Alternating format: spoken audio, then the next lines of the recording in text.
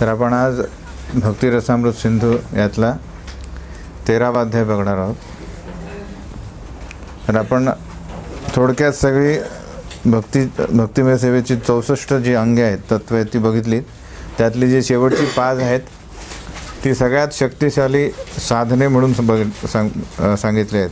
तर रूप गोस्वामी त्यात जास्त सविस्तरपणे यात आपण चर्चा करणार आहोत. रूप गोस्वामींनी कुठले प्रमाण दिले आहेत विविध शास्त्रातील, ते आपण आज बघणार आहोत. तर साधना भक्ती म्हणजे काय? साधना भक्तीचं ध्येय काय? शास्त्र साधना भक्ती का करावी? ध्येय काय त्याचं? म्हणजे साधना भक्ती म्हणजे नक्की काय?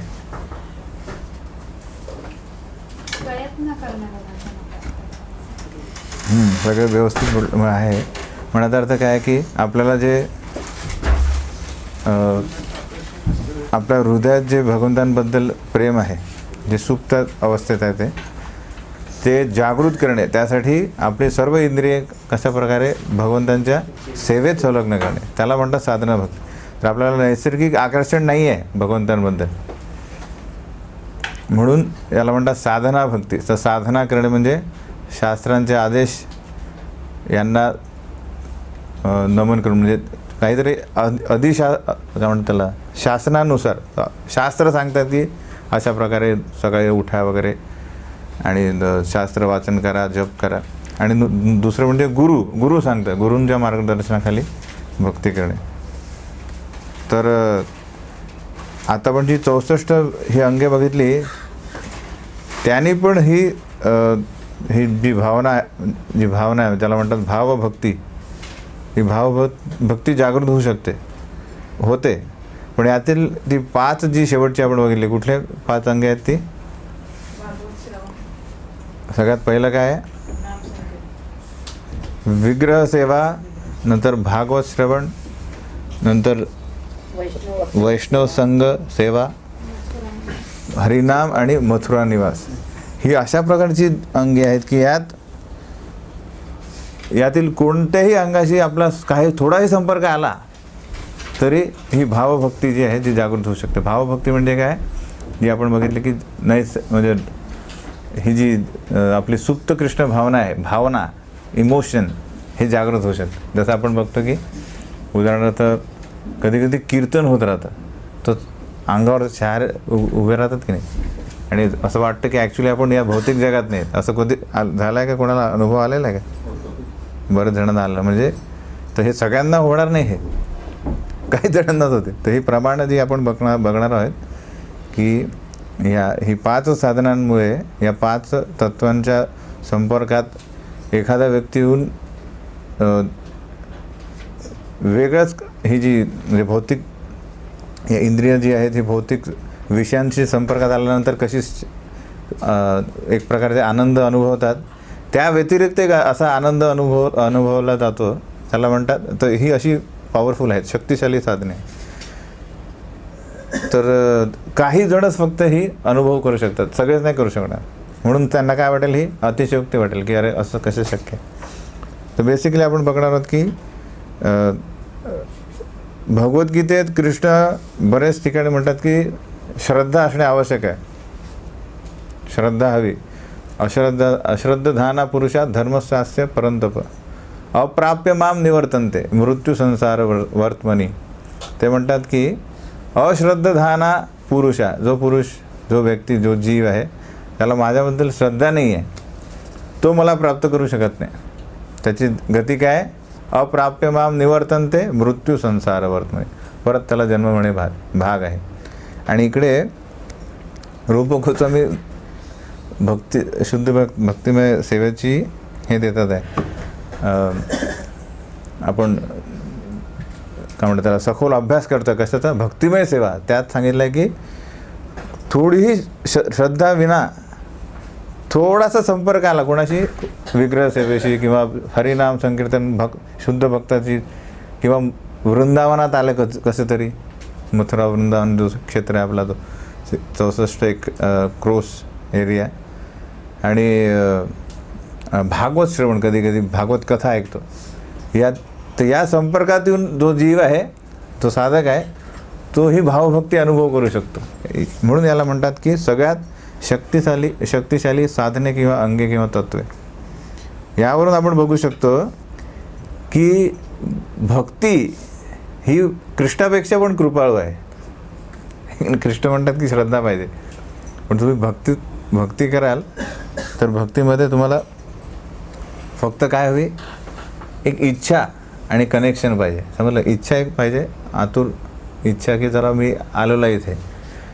तर हे काही जणांना अनुभव होतील आणि हळूवारपणे समजा तुम्ही यातील 5 पैकी एकात पूर्णपणे त्याला आसक्त झालात तर तुम्हाला म्हणजे एक किंवा अनेक, एक किंवा इतर किती पण 5ही मध्ये कुठे आपलं मन रमवलं तर तुमची ही जी पतनाची जी पॉसिबिलिटी आहे ती कमी होईल.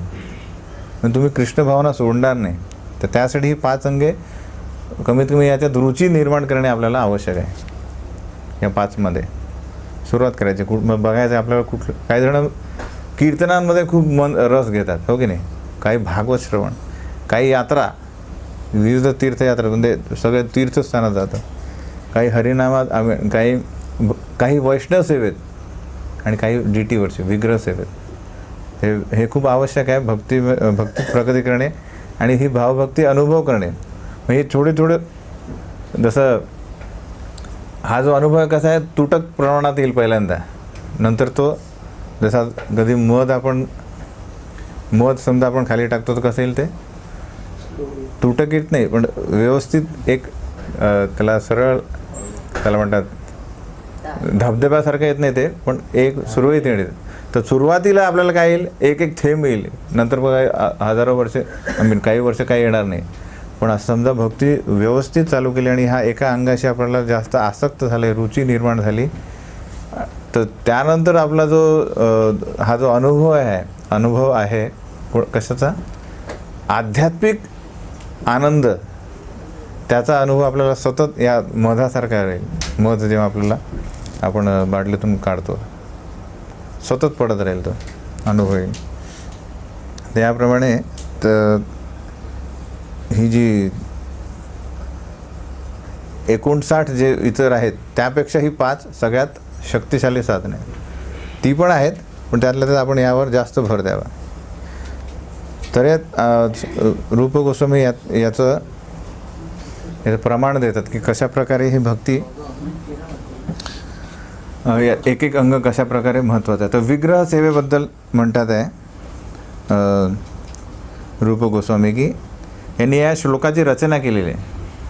तर आपले जे 6 गोस्वामी आहेत हे कसे आहेत, यांनी सर्व शास्त्रांचा अभ्यास केला, इतर सर्व शास्त्रांचा, आणि गौडीय वैष्णव संप्रदाय या संप्रदायातील भक्तांची कशी प्रगती व्हावी त्यासाठी विविध श्लोकांची रचना केली. म्हणजे ही आपले उपदेशामृत, ईशोपनिषद, भक्तिरसामृत सिंधू आणि इतर बरेच आहेत. तर त्यातल्या त्यात जीव गोस्वामी यांनी 4 लाख नवीन श्लोक लिहिलेत. विचार करा, 4 लाख श्लोक. तर विविध श्लोक लिहिण्याची पद्धत पण वेगवेगळी असते. तर हा जो श्लोक यांनी लिहिला रूप गोस्वामी, याला म्हणतात व्याजस्तुती. व्याजस्तुती काय म्हणतात आपण बघणार आहोत. ते म्हणतात आहे की प्रिय मित्रा, जर तुला या भौतिक जगातील तुझ्या मित्रांच्या संगतीचा आनंद आस्वादायचा असेल तर काय करायचं, केशी घाटावर उभ्या असलेल्या श्रीकृष्णांकडे पाहू नकोस. ते गोविंद म्हणून विख्यात आहेत आणि त्यांचे नेत्र अत्यंत मनोहर आहेत. ते वेणुवादन करीत आहेत आणि त्यांच्या मस्तकावर सुंदर मोराचे पीस आहे. चंद्राच्या प्रकाशात त्यांचा संपूर्ण देह उजळून निघालेला आहे. तर बेसिकली याला म्हणतात व्याजस्तुती, म्हणजे अप्रत्यक्ष स्तुती केलेली आहे. म्हणजे आपल्याला असं आढळेल की भौतिक जगातील हा जो आनंद आहे कशाचा, मित्र किंवा इतर नातेवाईक यांच्याशी संपर्कात आलेला आनंद, याला जास्त भर दिला. म्हणजे हे खूप याची स्तुती केलेली असं वाटते. आणि अरे याच्याकडे जाऊ नको, म्हणजे कृष्णाची विग्रह म्हणजे कृष्णाचं दर्शन घेऊ नको, पण त्याची निंदा केलेली वाटते, हो की नाही. पण ॲक्च्युली याला म्हणतात अप्रत्यक्ष कृष्णाची स्तुती करणे. जसं आपण बघतो की इवन आपल्या दैनंदिन व्यवहारात पण आपण जेव्हा अप्रत्यक्षपणे कोणाची टिंगल करतो तर ती कशी असते, ती खोलवर वाटते की नाही, टोमणा म्हणतो आपण त्याला, आहे की नाही. आणि अप्रत्यक्ष स्तुती पण ही जास्त गोड असते, हो की नाही. तर तशाच प्रकारे ही म्हणजे कृष्णाची जी म्हणजे वर्णन केलेलं आहे, कृष्ण कशा प्रकारे उभे आहेत त्याबद्दल त्यांनी काय दर्शवतात आहे की ॲक्च्युली आपण पुढे जाऊन 18व्या अध्यायात बघणार आहोत की भावभक्ती जी निर्माण करणार आपण, की कृष्णाबद्दल भाव निर्माण होते त्याला ती जी स्टेज आहे त्याची काही लक्षणं आहेत. त्यातील एक लक्षण काय की सर्व भौतिक आकर्षणापासून विरक्ती म्हणजे दुर्लक्ष करणे, म्हणजे त्या आहेत नाही आहेत त्याच्यात काही फरक न पडणे, हे एक लक्षण आहे भावभक्तीचं.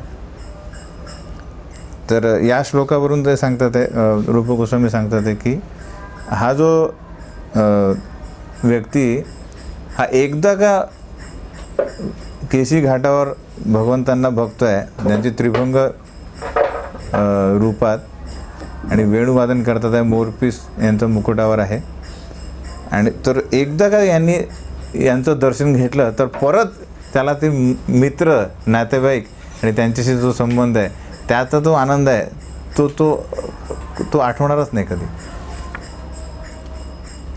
ती विरक्ती येईल, त्याला म्हणतात विरक्ती.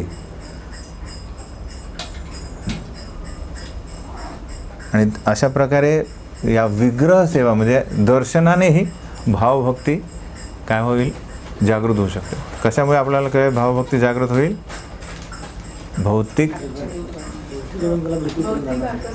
भौतिक आकर्षणावर विरक्ती ही एक लक्षण आहे कशाचं, तर भावभक्ती जागृत होण्याचं. तर ते कशाने होईल आहे, भगवंतांचं दर्शन, विग्रह सेवा, विग्रह दर्शन, विग्रहांची सेवा अशा केल्याने.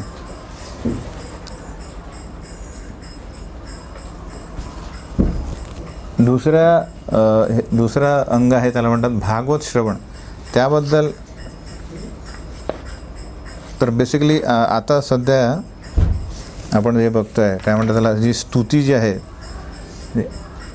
कलियुगात किंवा भौतिक जगात, सतयुगापासून कलियुगापर्यंत हे सगळं काय म्हणतात त्याला प्रतिबिंबित कशा प्रकारे होतं की परवर्टेड व्हर्जन, म्हणजे त्याचं जसं भौतिक आपलं आध्यात्मिक जगात भगवंतांशी जे प्रेम केलं जातं त्याला म्हणजे जो संबंध होता त्याला प्रेम म्हणतात, पण ते समजा भौतिक जगात आलं तर त्याला म्हणतात काम. त्याच प्रकारे ही जी अप्रत्यक्ष स्तुती किंवा अप्रत्यक्ष निंदा जी आहे याचं पण आजकाल आपल्याला खूप भिभत्स काहीतरी प्रतिबिंब दिसतं. जसं आता आपण आजकाल तुम्हाला माहीत आहे की नाही माहीत नाही, पण समजा कोणाचा बर्थडे असला युवांमध्ये, कोणाचा वाढदिवस असला तर त्याला म्हणतात, त्याला बर्थडे बम्प्स म्हणतात. बर्थडे बम्प्स म्हणजे तुला माहीत आहे काय, सुनील प्रभू, तर त्याला स्तुती म्हणजे त्याला ॲक्च्युली त्याचा वाढदिवस म्हणजे त्याला गिफ्ट द्यायला हवे आहे की नाही, तर त्याला मारतात ते आणि त्याला म्हणतात बर्थडे बम्प. जेवढे त्याचे वर्ष झाले असतील, समजा 21 वर्षात झाला असेल तर त्याला 21 लाथा मारतात आणि त्याला म्हणतात हे तर गिफ्ट. तर हे झालेला परवर्टेड व्हर्जन, म्हणजे याला भौतिक जगात विकृती ही झाली कलियुगात. पण ते एवढं काय म्हणतात त्याला गोड वाटत नाही, कारण त्याला ॲक्च्युली मार खावं लागतं, हो की नाही. तर अशा प्रकारे ही जी व्याज स्तुती ही जी आहे ही रूप गोस्वामींनी बरेच ठिकाणी केलं. तर या इथे विग्रह सेवेत या श्लोकात आपण बघू शकतो. दुसऱ्या श्लोक येतो आहे त्यात बघतो आपण की श्रीमद भागवतम ऐकणे, नित्यम भागवत सेवया. त्यात रूप गोस्वामी म्हणतात की उद्देशून म्हणतात की ए मूर्ख मित्रा, मला वाटते की तू अगोदरच मंगलमय श्रीमद भागवताचे श्रवण केले असावेस, ज्यामध्ये धर्म, अर्थ, काम आणि मोक्ष यांची निंदा केलेली आहे. तर श्रीमद भागवतमध्ये तुम्हाला कुठेच धर्म अर्थ आणि काम मोक्ष यांचा कुठेच उल्लेख आढळणार नाही. याला कुठेच स्थान नाही आहे त्याला. परमहंसांसाठी ते बनलेलं आहे. निर्मत सराणाम सताम, ज्यांना कुठल्याच प्रकारे मत्सर नाही आहे त्या परमहंसांसाठी श्रीमद भागवतम आहे. तर रूप गोस्वामी म्हणतात की तुम्ही या श्रीमद भागवत श्रवण पूर्वीच केले असावे. म्हणून मला असे वाटते की श्रीमद भागवतात कृष्णलीलांचे वर्णन करणारे 10व्या स्कंदातील श्लोक हळूहळू तुझ्या कर्णातून तुझ्या हृदयात प्रवेश करणार आहेत. तर हा जो भागवत श्रीमद भागवत जेव्हा कथा करूया आपण, तर तेव्हा आपले जे जनरली वैदिक पंथात म्हणजे वैदिक मार्गावर सगळ्यात जास्त लोक कशावर आकर्षित असतात, तर धर्म पालन करतात. का बरं? तर अर्थप्राप्तीसाठी. अर्थप्राप्ती कशासाठी? तर काम प्राप्ती आणि नंतर यातून मोक्ष प्राप्त करणे. तर बेसिकली सगळ्यांना जे असतं मोक्ष प्राप्ती, बेसिकली जेव्हा आपण ज्ञान अर्जित करतो या भौतिक जगाबद्दल, तेव्हा ही इच्छा जागृत होते की हे भौतिक जग एक हे आहे, तुरुंग आहे. त्यामुळे मोक्षच बेस्ट आहे याच्यात. कारण कुठल्याही तस्यैव हेतो प्रयतेत कोवितो न लभ्यते यद भ्रमताम उपरियदा.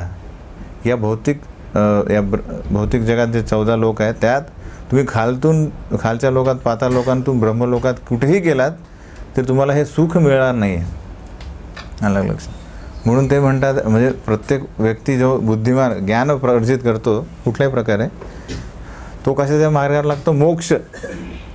पण जो श्रीमद भागवतम कथा श्रवण करतो त्याला तो मोक्षालाही दुर्लक्ष करतो. मोक्षाकडे मोक्ष लघुताकृत हे आपण एक लक्षण बघितलं कशाचं? शुद्ध भक्तिमय सेवेचं. की मोक्ष लघुताकृत म्हणजे मोक्ष जो आपण बघितलं की मोक्षाचे किती प्रकार आहेत? 6 कुठली आहे? तर त्या 5 पैकी ते एक जी आहेत सगळ्यात जास्त म्हणजे सायुज्य मुक्ती कधीच भक्त स्वीकारत नाही. पण त्यांचं आपण बघितलं एक बिल्वमंगल ठाकूर सांगतात की मुक्ती ही भक्तासाठी कशा प्रकारे आहे की हात जोडून ॲक्च्युली उभी असते सतत की मला सेवा द्या. आणि भक्त म्हणतो की जिथे मला भगवंतांची सेवा नसेल, म्हणजे समजा मुक्ती मिळाल्यानंतर मला सेवा नसेल तर मला कुठे जायचं नाही. आणि समजा नरकात सेवा असेल तर मला तो नरक हवा आहे. कारण काय? मला डायरेक्ट भगवंतांची सेवा हवी. याचा अर्थ काय आहे की भक्त जो आहे हा मोक्ष जो सगळ्या इतर जे ज्ञान अर्जित केलेले जे जीव आहे त्यांच्यासाठी परम आहे, त्याला पण तो धुतकारतो किंवा त्याच्याकडे दुर्लक्ष करतो. तर हे पण एक भावभक्तीचं काय आहे? लक्षण आहे की मोक्षाला हे कमी लेखणे. हे झालं. त्यानंतर तिसरा तो शुद्ध भक्तांचा संग करणे. तर त्यात आता आपण अजून 2 बघणार आहोत की 18व्या अध्यायात जे आपण लक्षणं बघणार आहोत भावभक्तीची. त्याचं एक लक्षण आहे की समुत्कंठा. समुत्कंठा म्हणजे की एक उत्कंठा, म्हणजे त्याला म्हणतात इंटेन्स इगरनेस, म्हणजे तीव्र उत्कंठा अशी असते. ती एक भावभक्तीचं एक लक्षण आहे. ते कशा प्रकारे?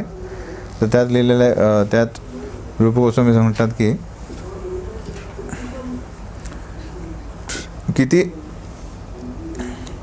किती आश्चर्याची गोष्ट आहे की, म्हणजे एक भक्त एकदा म्हणतोय की किती आश्चर्याची गोष्ट आहे की नेत्रातून सतत अश्रुधारा वाहत असताना ज्यावेळी मी पूर्ण पुरुषोत्तम भगवंतांचे दर्शन घेतले त्यावेळी माझे संपूर्ण शरीर पुलकित झाले. त्याला म्हणतात अष्टविकार जागृत होणे. त्यामुळे माझे दैनंदिन भौतिक कर्तव्य करताना मी अयशस्वी ठरत आहे.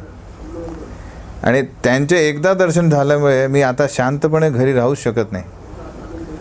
सदैव त्यांच्या सहवासात राहावे हीच आता माझी एकमेव इच्छा आहे. त्यालाच म्हणतात तीव्र उत्कंठा, तीव्र इच्छा. कशाची? तर सदैव त्यांच्या सहवासात राहावे. भक्तांच्या आणि भगवंतांच्या सहवासात राहणे ही एक इच्छा जागृत होते भक्ताच्या हृदयात. त्याला म्हणते हे पण एक भावभक्तीचं एक लक्षण आहे. आणि यात दुसरं पण एक लक्षण यात येतं की विरक्ती पण दाखवत आहे की दैनंदिन भौतिक कर्तव्य करताना अयशस्वी ठरत आहे, कारण त्यात मनच नाही आहे. तर हा जो भक्तांचा संघ आहे त्यांनी दोन लक्षणे आपल्याला भावभक्तीत दिसतात. एक तर समुत्कंठा म्हणजे तीव्र उत्कंठा की सहवास करण्याची शुद्ध भक्तांची. जसं एक आपल्या मंदिरात बलदेव प्रभू त्यांचं ते पहिल्यांदा जेव्हा म्हणजे ब्रह्मचर्य आश्रम जॉईन करण्याच्या आधी ते रविवारी संडे फीसला यायचे. तर संडे फीसला यायचं ते सकाळी 5ला यायचे आणि रात्री 12ला घरी जायचे. तर त्यांचे आईवडील विचारायचे की अरे आम्ही पण संडे फीसला येतो आहे की नाही, तुम्ही एवढा दिवसभर तू एवढा 12 वाजतापर्यंत काय करतो. तर मी भक्तांशी नेहमी चर्चा करत असतो, सेवा आणि चर्चा. तर एवढी म्हणजे म्हणायचा अर्थ जोपर्यंत ही उत्कंठा नसेल, तीव्र उत्कंठा नसेल, तोपर्यंत आपल्याला वाटायला झाले आता 5 वाजले, लेक्चर झालं, कीर्तन झालं, प्रसाद झाला आणि थोडं बोलणं पण झालं आपलं काय चाललं वगैरे, आता निघा आता आहे की नाही. पण ती उत्कंठा असेल तर मग काय आपण जबरदस्ती कुठल्या तरी भक्ताला अरे तुमची काही सेवा आहे, तुमचं काही सेवा करायची असेल काय किंवा प्रश्न विचारू, तर त्यात ते दर रविवारी 5 ते मग रात्री जायचं. तर याला ही झाली एक भावभक्तीचं लक्षण झालं आहे. ती काही जणांमध्ये असतं ते. तर हे झालं तिसरं. चौथं आहे हरिनाम संकीर्तन. हरिनाम संकीर्तनाबद्दल रूप गोस्वामी म्हणतात की नारद मुनी सतत भगवान श्रीकृष्णांचे गुणगान करीत असतात आणि साधू संतांना त्यांच्या वीणेचे स्वर ऐकू येतात. आता तेच स्वर माझ्या कानात प्रविष्ट झाल्यामुळे मला भगवंतांच्या उपस्थितीचा अनुभव होत आहे. हरिनाम नारद मुनी नेहमी काय करत आहे, नारायण नारायण आणि हरी राधा कृष्ण हे आणि हरे कृष्ण महामंत्र जप करत असतात. तर तो हरिनाम माझ्या कानात प्रविष्ट झाल्यामुळे मला भगवंतांच्या उपस्थितीचा अनुभव होत आहे आणि हळूहळू माझी भौतिक सुखासाठी आसक्ती पूर्णपणे निघून जात आहे. यात पण आपण विरक्तीचा अनुभव करू शकतो. यात पण या प्रमाणात काय बघतो आपण की हळूवारपणे भौतिक आसक्ती दूर होते, विरक्ती येते. हे पण एक भावभक्तीचं लक्षण आहे. आणि चौथा आहे मथुरा निवास याचं याबद्दल लिहिलं आहे की रूप गोस्वामी म्हणतात की यमुनेच्या किनारी उभी असलेली भगवंतांची प्रतिमा माझ्या स्मृतीपटलावर कोरलेली आहे. कदंब वृक्षांच्या उद्यानात अनेक पक्षी कलरव करीत आहेत. असे ते दृश्य किती सुंदर आहे. स्मृतीपटलावरील ही प्रतिबिंबे मला सतत सौंदर्य आणि आनंदाचा दिव्य साक्षात्कार देत आहेत. काय देत आहेत त्यांना हे? यमुना किनारी कुठे आहे? वृंदावन कुठे? मथुरेत. तर तो जो त्यांच्या स्मृतीपटलावर जे प्रतिबिंब आहे प्रतिमा जी आहे ती त्यांना काय करते आहे, सतत सौंदर्य आणि आनंदाचा दिव्य साक्षात्कार देत आहे. तर बेसिकली आपण कुठे असो जगात फक्त वृंदावनाचं स्मरण केल्यावरही काय होऊ शकतं, ही भावभक्ती जागृत होऊ शकते. तर ॲक्च्युली तिथे गेल्यानंतर त्याचं काय म्हणावं, फक्त स्मरण केलं. एकदा वृंदावनात गेलो आणि परत आपल्या यात्रा झाली तर ते आपण जे बघतो आहे त्याचं स्मरण केल्यानंतरही तो भाव जागृत होऊ शकतो की मी मागच्या वर्षी या मंदिरात गेलो होतो, अशा प्रकारे गेलो आणि असं हे कीर्तन ऐकलं होतं, लेक्चर ऐकलं होतं. तर ती पण त्या क्षणी आपण भौतिक जगाशी संपर्क ठेवत नाही, आहे की नाही, त्यात काय रममाण होतो आहे. तर बेसिकली अशा प्रकारे मथुरा निवास हा पण काय हे स्मरण करणे, ही फक्त स्मरण केल्याने भावभक्ती जागृत होऊ शकतं. तर ॲक्च्युली आपण तिथे गेल्यानंतर त्याचा जास्त फायदा होऊ शकतो. तर एक प्रश्न येतो की या 64 अंगामध्ये या फक्त 64 अंगच आहेत का की ज्याने भावभक्ती निर्माण होऊ शकते? मग त्यात बरेच इतके ज्या तथाकथित बरेचसे मार्ग आहेत, ज्या उदाहरणार्थ आपण वर्णाश्रमाचा कधीच उल्लेख केलेला नाही यात. आता आपण जे बघितले 64 त्याचं वर्णाश्रम पद्धतीने आलेले, ज्यात किती भगवंत म्हणतात, काय म्हणतात आहे, वर्णाश्रम मी निर्माण केलेला आहे, हो की नाही. त्यानंतर ज्ञान आणि वैराग्य, जे खूप महत्त्वाचं आहे की नाही, ज्ञान अर्जित करणे, वैराग्य, आणि आपली जी संपत्ती आहे आणि आपले जे शिष्य आहे यांच्याद्वारे जी सेवा केलेली आहे त्याचा उल्लेख नाही आला. आणि चौथी गोष्ट म्हणजे इतर जे बाकी लोक म्हणतात सद्गुण विकसित करणे, की अहिंसा, हो की नाही, हे जे सद्गुण आहे याचा कुठे या 64 अंगामध्ये उल्लेख नाही आला आहे. तर मग याचा अर्थ काय, हे साधना भक्ती नाही आहे का? त्याला शेवटच्या ज्या आपल्या परिच्छेदात आपले श्रुप गोस्वामी या अध्यायात वर्णाश्रमाबद्दल सांगतात की वर्णाश्रमाची काय परिस्थिती आहे, साधना भक्त आणि साधना भक्ती आणि वर्णाश्रम धर्म याचा काय संबंध काय. तर आधीच सांगितल्या प्रमाणे हे जे आपण काय आत्ता प्रमाण ऐकलीत की फक्त स्मरण केलं आणि भाव तुम्हाला त्या स्मृतीपटलावर सगळं निर्माण झालं आहे आणि त्याने तुम्हाला ते सौंदर्य आणि दिव्य साक्षात्कार झाले.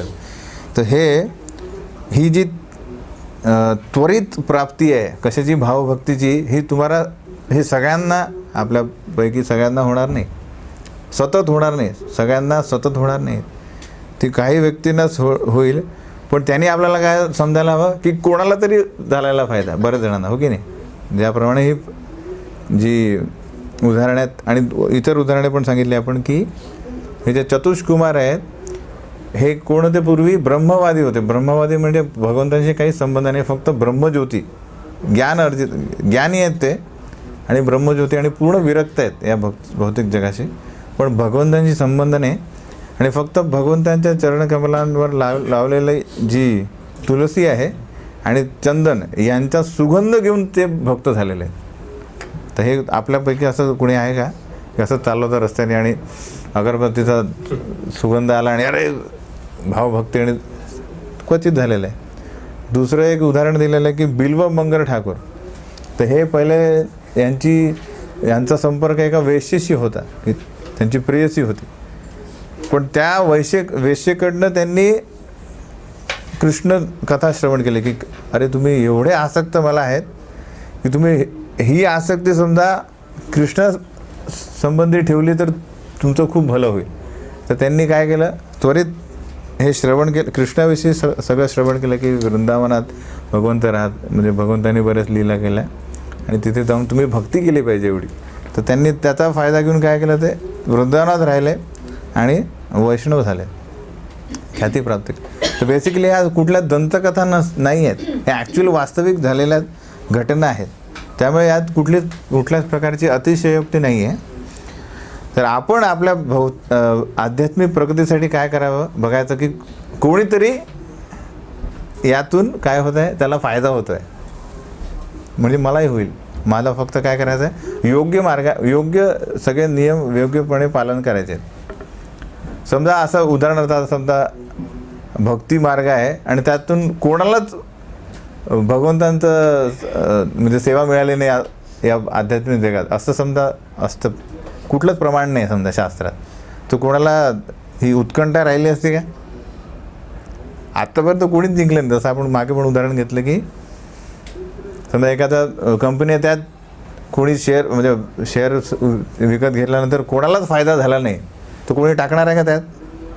म्हणून ईर्ष्या किंवा द्वेष उत्पन्न होण्याऐवजी आपण काय, आपल्याला आनंद झाला पाहिजे आणि प्रेरणा मिळायला पाहिजे की कोणाला तरी ह्या 5 अंगांची बरेच जणांना फायदा झालेला आहे, जास्त उत्कंठा निर्माण केल्याने आणि आसक्ती किंवा रुची निर्माण केल्याने. तर वर्णाश्रम धर्म, तर हा याच्यात साधना भक्तीमध्ये वर्णाश्रम धर्माचा का समावेश नाही आहे?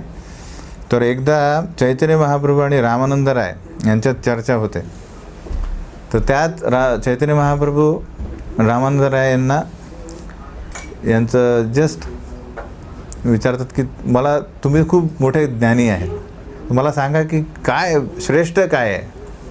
तर रामानंद राय पहिल्यांदा म्हणतात की वर्णाश्रम धर्म, जो वर्णाश्रम धर्म व्यवस्थित पालन करतो तो सर्वश्रेष्ठ आहे. तर चैतन्य महाप्रभू म्हणतात ए सर्व बाह्य, हे सर्व बाह्य आहे, काहीतरी आत्मलभ्य अजून सांगा काहीतरी.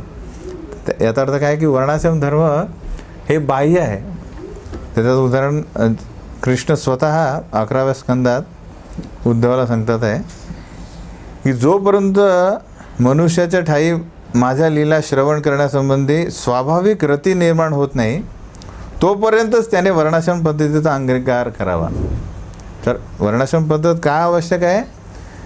कारण जीव भौतिक आसक्ती किंवा इंद्रिय विषयांची आसक्त आहे, पण तरी जर तो वर्णाश्रम धर्माचं पालन करत असेल तर त्याचा हळूवार काय होईल आहे, शुद्धीकरण होईल. पण तो काय कसा, तो मोठा मार्ग आहे, लांब रस्ता आहे तो. तर वैदिक शास्त्रातील नियम पालन करा, यज्ञ करा विविध प्रकारे, आणि इंद्रिय भोग म्हणजे तृप्ती पण करा, हे की नाही. पण भगवंत म्हणतात की एकदा का त्याला माझ्या लीला श्रवण करण्याची स्वाभाविक रती निर्माण झाली तर त्याला ते वर्णाश्रम धर्म पालन करण्याची गरज नाही आहे. तो त्याने एक स्टेप ती पार केलेली आहे. म्हणून वर्णाश्रम धर्माचा भक्तीमध्ये उपयोग काय आहे, तर इंद्रिय शुद्धी, जी इंद्रिय संयमित होण्यापर्यंतच, शुद्धीकरण होण्यापर्यंतच, त्यानंतर तुम्ही वर्णाश्रम धर्म पालन करायची काही गरज नाही आहे. कारण काय, शुद्ध भक्ती याला कुठल्याच प्रकारे अन्याभिलाषिता शून्यम. तर वर्णाश्रम धर्मात पालन करण्याला किती इच्छा आहेत, भरपूर इच्छा आहे, त्यामुळेच तो वर्णाश्रम धर्म पालन करतो की नाही. अरे मला हे प्राप्त करायचं आहे, वरची शिडी प्राप्त करा, वरची स्थिती प्राप्त करायची, तर भौतिक इच्छा. तर भक्तीमध्ये म्हणजे शुद्ध भक्तिमय सेवा याचा पहिली रिक्वायरमेंट काय, तर अन्य अभिलाषिता शून्यम, कुठलीच भौतिक इच्छा नको. त्यामुळे आपल्याला या साधना भक्तीच्या अंगात वर्णाश्रमाची हे नाही मिळत, कुठेच समावेश मिळत नाही. ज्याने पूर्वीच श्रीकृष्णांविषयी स्वाभाविक आसक्ती विकसित केलेली आहे त्याला या शास्त्रोक्त नियमांचे पालन करण्याची आवश्यकता नाही. त्याच्यासाठी पंचम पुरुषार्थ आहे ही भक्ती, कृष्ण प्रेम प्राप्त करणे. धर्म अर्थ काम मोक्ष दूर केलेत, कारण ते इच्छा तुच्छ इच्छा झालेल्या आहेत. त्यासाठी पंचम पुरुषार्थ त्यासाठी मोठा आहे. अशाप्रमाणे ही भक्तिमय सेवेची 5 सर्वात शक्तिशाली तत्व आहेत. तर आपल्यापैकी बरेच जणांना म्हणजे कोणाचेच मॅच होणार नाहीत. कोणाला भागवत श्रवण करायला आवडेल, कोणाला विग्रह, काही जण असतात सुरुवातीपासूनच डीटी रूमशी कनेक्टेड असतात, काही जण बसले तर कीर्तनात बसले असतील, हो की नाही. आणि काही वैष्णव सेव नुसतेच आपल्याकडे बघतो की रविवारी काही जण म्हणजे वर्षानुवर्षे ती एकच सेवा करत असतात, हो की नाही. आयदर प्रसाद सर्विंग किंवा क्राऊड कंट्रोल, शू स्टॉल, त्यांना वैष्णव सेवेची एक हे झालेली आहे. काही म्हणजे विग्रह सेवा, लगेच ते घरी विग्रह आणतील, स्वतः सेवा करते. कुठल्या ना कुठल्या प्रकारे आपला कल बघायचा, कुठे आपल्याला आवड आहे, त्यानुसार आपण सेम भावभक्ती जागृत करू शकतो. तर या भक्तिमय सेवेसाठीची पुढची योग्यता काय ती अध्याय 14 मध्ये दिलेली आहे, ते आपण पुढच्या वेळेस बघूया.